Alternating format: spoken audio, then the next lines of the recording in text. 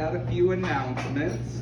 I finally got the tuna out of my tooth that I've been trying to get out for the last hour. Yes, So, bro.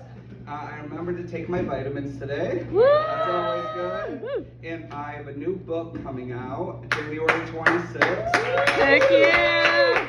It's fiction, it's sci-fi horror, it's ridiculously insane. When I'm writing it, I'm like when I was researching it, I was like, I hope they don't come for me, because I'm Googling the scariest shit ever. Like, when you're researching for a book, you're like, how do you bury someone alive? And you're just like, okay. So, no one came for me yet, Julius. Well, you're on the list. I'm on the list.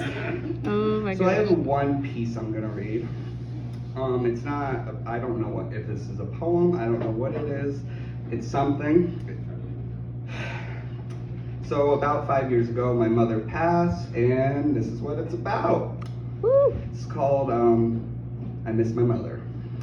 I miss my mother. I miss her blonde hair and the brown streaks piercing through. I miss her emerald eyes. I miss who I thought she was and who she was actually trying to become. I miss my mother, but there's just something else that I missed. I missed the chance to get to know her.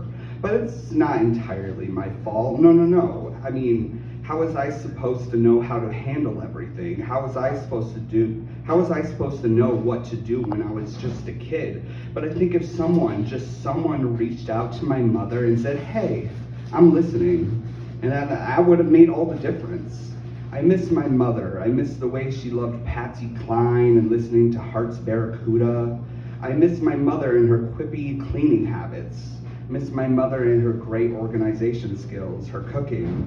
I miss my mother and her tie-dye hoodies and her love for the casino. I can't relate. But there's just things that I don't know about her that I had to ask my aunt. Her favorite color, her favorite drink. God, I don't even know what cocktails she liked, and I bartend. I don't know how she took her coffee, and I was a barista for 8 to 9 years. I don't know so much, and that bothers me. That really digs deep, and it hurts in the pit of my stomach knowing that I don't know too much about the person who has wounded me more than anyone on this planet. I was so vulnerable, and she truly hurt me so hard it felt like death by 1,000 cuts. And now I can't open up to anyone. I am the absent uncle now. I am the absent friend. I am not who I want to be. I am a collection of would've, could've, should'ves. I was constantly wounded. I was constantly burdened. And despite all of this, I still miss my mother. I should have been the burden onto you, but I had to carry the weight of my emotions and your emotions, and it was such a heavy weight. She didn't get the help that she needed. Maybe it was too late. Maybe the damage was done. I don't know. How far can you be past recovery? Is it too late? Is it too late for me? I don't know, but in her final moments, I feel like there was a glimmer of the possibility, a glimmer of an apology, a glimmer of acknowledgement, and not running from the past, her truth. I remember sitting down next to her at the hospital in the ICU as she was in her coma. I was about to publish my first book, which talked a lot about the trauma and abuse I had endured. I was reading some of the poems, and the nurse kept coming in and out, and I felt like I couldn't have true privacy with you. And it broke my spirit because I knew there was no going back. I knew you weren't gonna wake up, and I knew there was no other exit for you.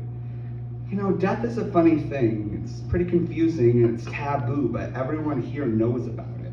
It's just something we avoid talking about. And I remembered her funeral. Not too many people showed up. That broke my heart because she knew so many people, but she also burned so many bridges. And the people that were there, they had tears in their eyes, and I just hadn't fully realized what actually happened until years later. I didn't know how to feel because I was certain my mother was a villain in my soul, but she was also a victim. Simultaneously, she was also someone who was supposed to care about me and nurture me. That didn't work out either. All the adults that were supposed to guide me and help me prosper kind of failed me, honestly. But I won't fault myself. I won't let myself down. I try every day, but sometimes there's just too many thoughts. Sometimes there's too many feelings, and I genuinely don't realize when I'm even hiding my emotions.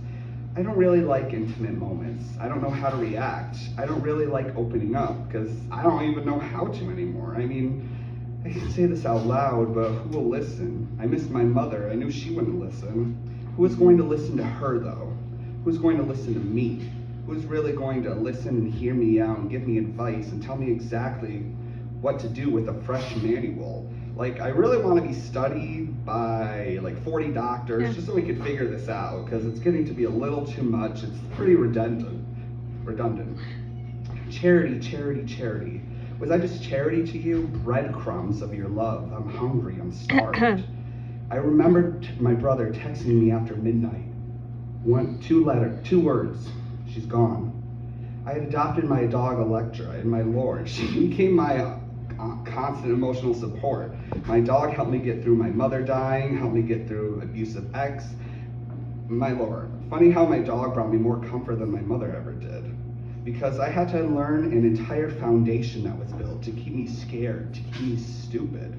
Going to school, playing pretend, it really felt like a game I was playing. A game to keep your name, your reputation alive and well. Everything was a risk, but not our safety. The clarity isn't so clear, it just reduces me. The more I know, the more it hurts. I'm not finding strength in all this because it's unbearable. Sometimes I feel unrepairable. How long will the waiting end, and when will tomorrow begin? If not now, then when? Holes in the wall, adding fire to the gasoline, so many metaphors, and no one knows what I mean. It really was that bad. And I was told to believe it wasn't that bad. This is normal. You know, everyone goes through this. It's a new day. Sirens, guns, flashing lights, it's repetition. The highlight reels, there's highlight reels, except it's not really a highlight for me. It was all granted permission by you, and who are you? How long can I blame others? Do I take responsibility? I mean, this hasn't really been a cakewalk. Don't I deserve to be screaming and be outraged? I haven't had the chance. When is it my goddamn turn? With my lucid dreams, I can fly at last without the guilt afterwards. Maybe this is how I'm built, but am I built to last? Because my last doctor said, hey, Jacob, you're too serious of a case. I don't think I can help you. I stare at your empty dresser drawers. Your heart is as vacant as the house that built me, the house that ruined me. And even though you ruined me, I still love you. These leftovers don't taste so good. I still miss my mother, and I demonized her for so long, and I'm not trying to cut her slack, because holy fuck. She did a lot wrong, but anger is such a heavy emotion. I prefer to think of the good, because it's so much easier for me again. I miss my mother, her love for everything vintage. I think she would have loved coming to the Tramontaine Cafe. I miss my mother, her quick wit, her offensive jokes, her mugs, her glasses, her makeup. I miss trying to avoid her. I miss my mother and having to worry for her. I miss living in the year 2015, knowing there is still time to turn things around, knowing that there will be a day when she would wake up and say, Jacob, I'm sorry, but tomorrow never came. She crossed a bridge that I can't follow, but I am determined to break the cycle, because I'm self-aware of all this, and I acknowledge I know my disorder like the back of my hand. I miss my mother, her love for dolphins, her love for love, her carefree spirit that would burst through. I miss my mother, and if you knew her, I think you might have missed her too. Thank you. Woo!